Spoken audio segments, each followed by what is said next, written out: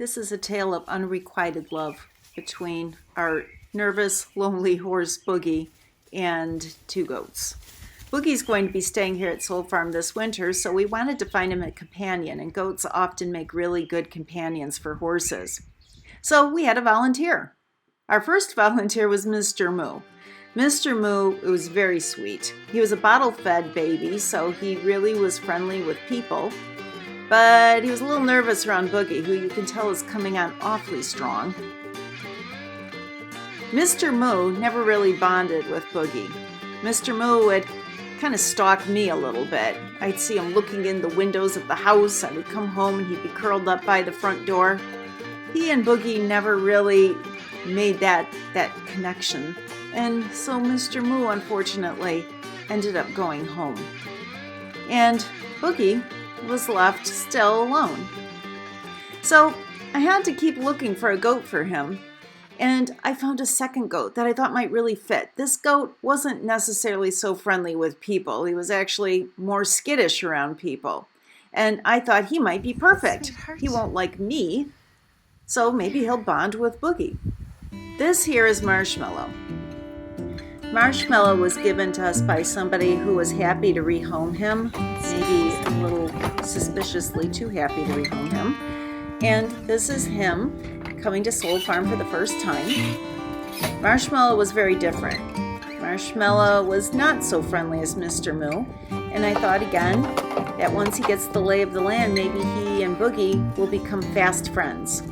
Marshmallow won't want to hang out with me, but he'll want some sort of a companion, and I know Mr. Boogeyman is looking for one. I think I was naively hoping for an immediate attraction, an immediate connection, but as you can see, Boogey's love strategy was pretty much the same with Marshmallow as it was with Mr. Moo. And when I came out the next day, Marshmallow was gone.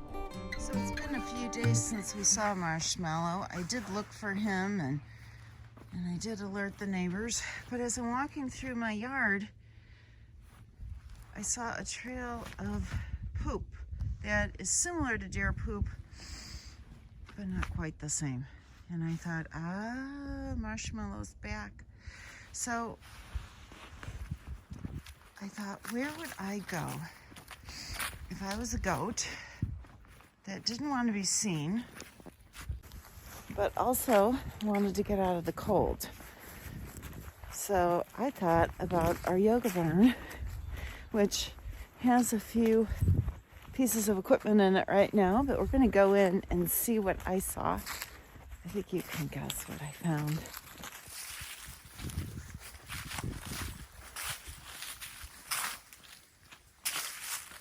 Well, first we'll see more poop, and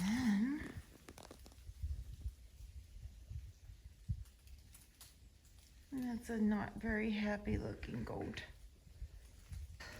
So I was told Marshmallow was a highly food motivated goat. So let's get a little goat chow and some water. I'm thinking he must be thirsty. And I put it out kind of far away from him because again, I know that Marshmallow's not that friendly. And I slowly over time moved the food closer and closer, and I kind of sat with him, and I had really high hopes here. I thought, I am going to tame Marshmallow. So I would spend quite a bit of time sitting with him, staying with him, getting him used to me.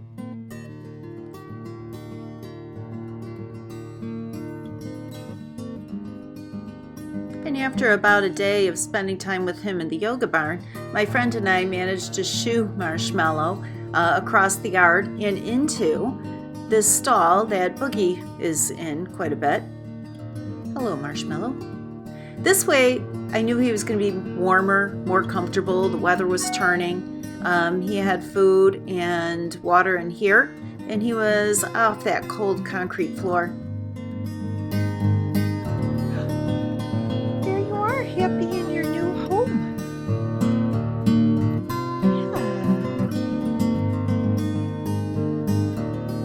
Yeah. Now, you can move around a little bit, so you don't have to let me get close to you, but let me try.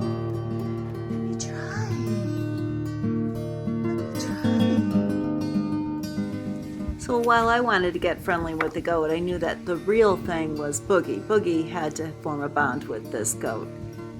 I think I thought he needed a little coaching at this, so I parked him outside first, looking in, so that he could take a little bit of time. They could get to know one another with some distance between them. That way, maybe Marshmallow wouldn't feel so overwhelmed. Boogey can be a little overwhelming.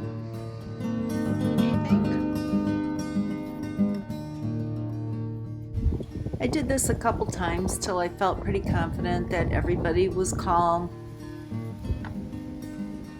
And then, of course, the next step was to put them in the stall together. I put them in together during breakfast because I figured that would distract Boogey from being his kind of gregarious, overwhelming self. And it seemed like even Marshmallow was calming down and starting to eat some. I hadn't really seen him eating or drinking very much. So here he's chowing down on some hay.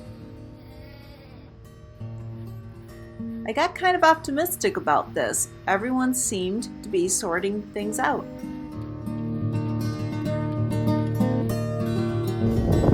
I kept Boogey and Marshmallow together for about a whole day in the stall. Boogey doesn't really like to be shut up in a stall, but I wanted to give them time to kind of get to know one another and come to some agreement.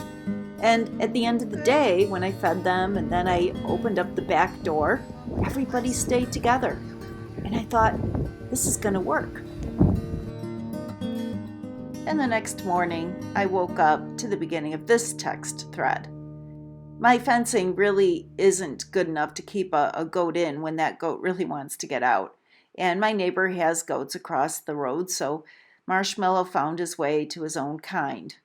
Now, this whole experience just was really nerve-wracking for Boogey. He was trying so hard, and none of the goats were connecting with him, and he was just a nervous wreck, and I decided that we were going to take a break from goats.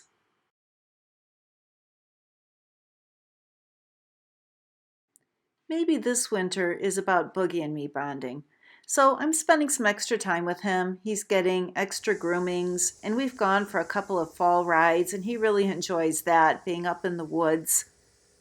We even go for walks up in the woods, and spring isn't that far away. His friends will all be back soon, and he can tell them all about his winter at Soul Farm.